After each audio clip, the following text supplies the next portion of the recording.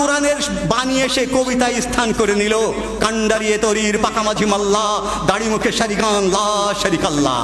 কান্ডারিয়ে তরির পাকামাঝি মাল্লা, দাড়ি মুখে শারিগান লা শারিকাল্লাহ। কোরআনের বাণী আত্তাহিয়াতু লিল্লাহি ওয়াস সালাওয়াতু ওয়াত তাইয়্যিবাতু।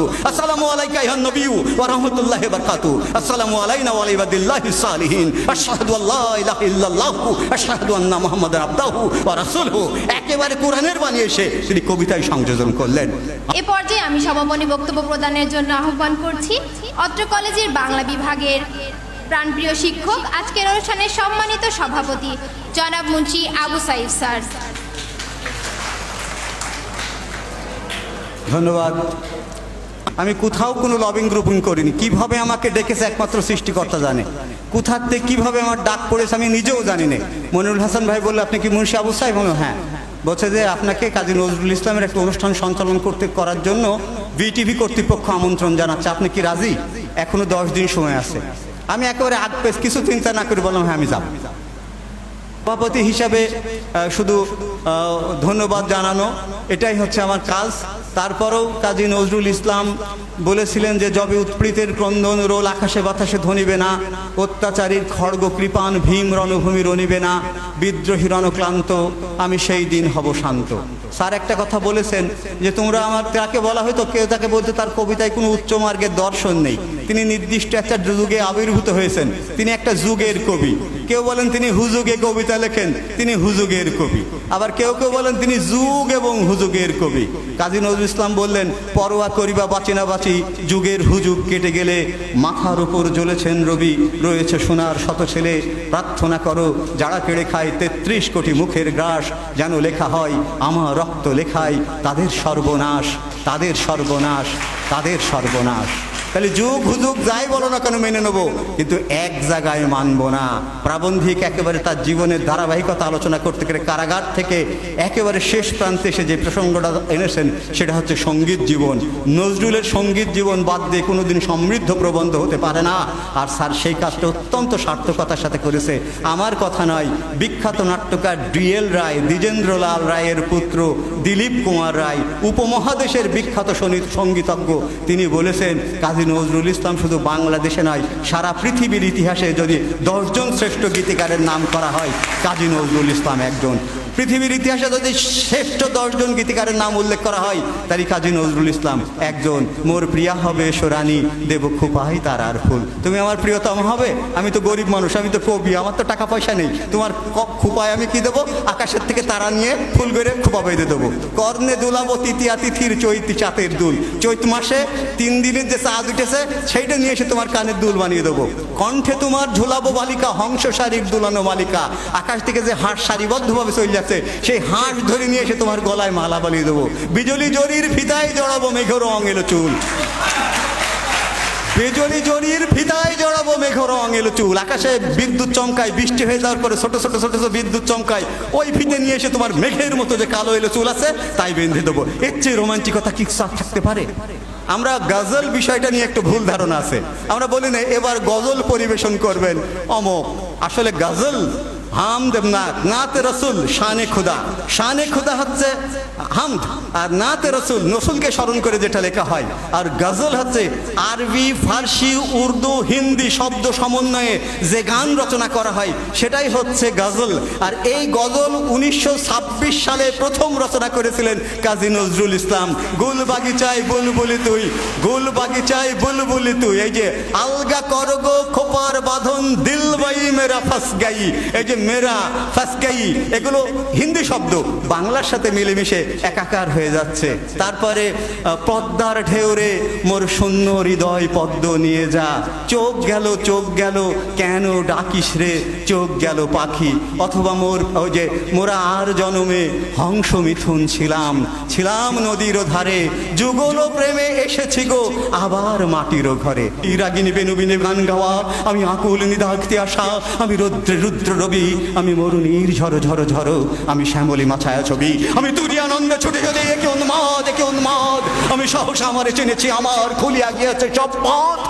কে বলেছে কাজী নজরুল ইসলামের কবিতায় দর্শন নেই? আমি সহসা আমারে চিনেছি আমার খুলিয়া গিয়েছে সব বাদ।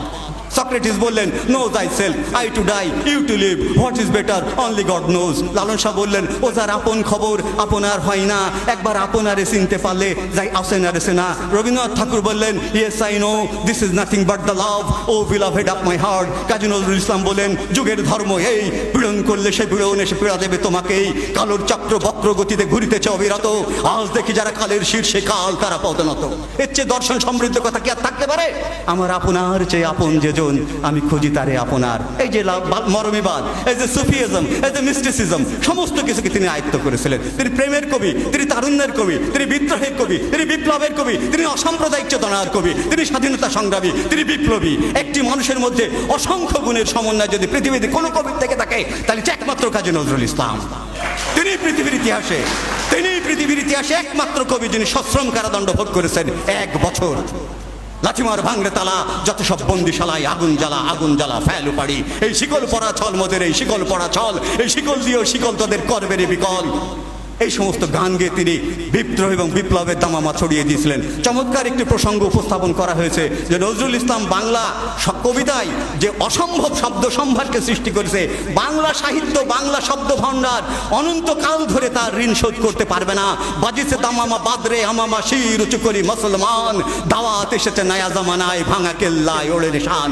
একটাও বাংলা শব্দ নেই, সব আরবি ফার্সি শব্দ। আল কোরআনের বানিয়ে সে কবিতায় স্থান করে নিল। কান্ডারিয়ে তরির পাকামাঝি মাল্লা, দাড়ি মুখে সারিগান লা শারিকাল্লাহ। কান্ডারিয়ে তরির পাকামাঝি মাল্লা, দাড়ি মুখে সারিগান লা শারিকাল্লাহ। কোরআনের বাণী, আত্তাহিয়াতু লিল্লাহি ওয়াস সালাওয়াতু ওয়াত তাইয়্যিবাতু, আসসালামু আলাইকা আইয়ুহান নবিয়্যু ওয়া রাহমাতুল্লাহি ওয়া বারাকাতুহু, আসসালামু আলাইনা ওয়া আলা ইবাদিল্লাহিস সালিহিন, আশহাদু আল্লা ইলাহা ইল্লাল্লাহু, আশহাদু আন্না মুহাম্মাদান আবদুহু ওয়া রাসূলুহু। একেবারে কোরআনের বাণী এসে তিনি কবিতায় সংযোজন করলেন। আনোয়ার আনোয়ার জীব ধরে টানো তার, যে বলে সে মুসলিম বেঈমান জানে শুধু জানটা বাঁচানো সার। আনোয়ার আফসোস ভক্তের শব্দ, আনোয়ার আনোয়ার আজকের মুসলিম ঘরে পোষা জানোয়ার। একেবারে সব আরবি ফার্সি শব্দ। এত বড় কবি পৃথিবীর ইতিহাসে জন্মগ্রহণ করতে পারে? কোথাকার শব্দ কোথায় নিয়ে এসে কিভাবে সংযোজন করলেন? আমরা গর্বিত জাতি, যেমন একটা কবিকে আমরা পেয়েছিলাম। অসাধারণ একটি প্রবন্ধ উপস্থাপন হয়েছে। প্রবন্ধটা যদি আরও কলেবর নিয়ে উপস্থাপিত হতে পারত, তাহলে আমরা আরও সমৃদ্ধ হতে পারতাম। সব কিছুই আছে, কিন্তু সবগুলো পাঠ করা সম্ভব হয়নি। আমরা কাজী নজরুল ইসলামকে স্মরণ করতে এসেছি। স্যারকে, প্রিন্সিপাল স্যারকে অসংখ্য ধন্যবাদ দেব। এমন একটি সময় উপযোগী, যুগ উপযোগী, সমসাময়িক প্রেক্ষাপটে কাজী নজরুল ইসলামকে উপস্থাপনের জন্য তিনি আমাদেরকে দিক নির্দেশনা দিয়েছেন। আমাকে ব্যক্তিগতভাবে একা পেয়ে 2 দিন বলেছেন, বাংলা বিভাগের সব ছাত্রছাত্রীকে কিন্তু নিয়ে আসতে হবে। অবশ্যই আমাদেরকে এই সব ধরনের অনুষ্ঠানে থাকতে হবে, কারণ আমাদের জাতিসত্তায় দুটো সত্তা, দুটো জিনিস। সবার হৃদয়ে রবীন্দ্রনাথ, চেতনাতে নজরুল। যতই আসুক বিঘ্ন বিপদ, বাধা হোক প্রতিকূল, আমরা কি তাহলে সবসময় রবীন্দ্র নজরুলকে বুকে নিয়ে পড়ে থাকবো? গিয়েছিলাম কলকাতায়, সাথে ছিল হেমায়েত সাহেব। আমি এক জায়গায় যাই বলে ফেলেছি, ভাই দাদা দেখি প্যান্ট শার্ট পরে মোটরসাইকেলে বেশ ভাবের সাথে বসে আছে। আমি বলছি, দাদা আমি একটু রবীন্দ্রনাথের বাড়ি যাবো। বলছে, রবীন্দ্রনাথ আপনার কি হয়? ওই যে গুরুদেব বলিনি, রবীন্দ্রনাথ ঠাকুর বলিনি। হেমায়েত সাহেব ছিলেন, আমার সাথে ছিলেন অদূত স্যার। আমরা 3 জন যে রবীন্দ্রনাথের বাড়ি MS রোডে যাবো, মহাত্মা গান্ধী রোডে, MG রোডে, মহাত্মা গান্ধী রোডে যাবো। সেই শিলা কোথায়, কোন জায়গাটা, জোড়াসাঁকোই যাবো, MS রোড যেটা এখন। আমি বলছি যে দাদা একটু রবীন্দ্রনাথের বাড়ি যাবো। বলছে, রবীন্দ্রনাথ আপনার কি হয়? সব বনাশ করেছে। আমি একবার লাজবাব। আসলে তারপরে তিনি বললেন, রবীন্দ্রনাথের বাড়ি যেতে হলে আপনাকে যেতে হবে হাওড়া স্টেশনে, সেখান থেকে গণদেবতা বলে একটা ট্রেন ধরতে হবে। ট্রেন ধরে যেতে হবে বোলপুর, বোলপুর থেকে বীরভূম, বীরভূম থেকে বোলপুর, বোলপুরের পাশে শান্তিনিকেতন, সেখানে যেয়ে নামতে হবে। আমি চিন্তা করলাম, এ রবীন্দ্রনাথকে পালন করে আর আমরা রবীন্দ্রনাথকে লালন করি। সে পালন করে, সে জানি না রবীন্দ্রনাথের বাড়ি কোন জায়গায়, আর আমরা রবীন্দ্রনাথকে লালন করি। লালন করি না, প্রতিদিনই আমাদের জাতীয় সঙ্গীত ধ্বনিত হয়ে থাকে।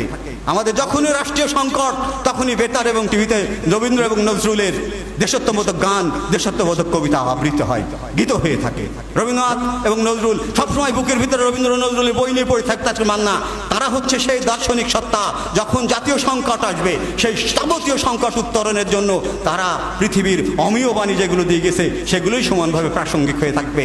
এই প্রত্যাশা রেখে আমি আবারও প্রিন্সিপাল স্যারকে, প্রাবন্ধিক স্যারকে, আমাদের মাঝে কেতকী ম্যাডাম এসছেন, কলেজ পরিচালনা পরিষদের যারা রয়েছেন আমি তাদেরকে সম্বোধন করতে পারিনি, কল্যাণীয় শিক্ষার্থী, স্নেহাস্পদ শিক্ষার্থী, সুপ্রিয় সম্মানিত সহকর্মীবৃন্দ, আমি এতক্ষণ ধরে অনেক উদ্বিগ্নতার মধ্যে কথাগুলো বলতে পারলাম। আমি যদি কোনো ভুল করে থাকি, আমার উদ্বিগ্নতা থেকে স্যার একটু মনে মনে রাগ করেছে, আমি ক্ষমা চেয়ে নিচ্ছি স্যার। আসলে আমার একটু আবেগের ব্যাপার ছিল তো, আমি ছেলেকে বলে দিয়েছি ফোন করে, বাবা রেকর্ড করে ফেল পেন ড্রাইভ দিয়ে, আমি পরে এসে দেখছি। স্যার আপনার কাছে আমি আবারও ক্ষমা চাচ্ছি স্যার, আমি একটু উদ্বিগ্ন ছিলাম, তবে আমি প্রত্যেকটা কথা শুনেছি।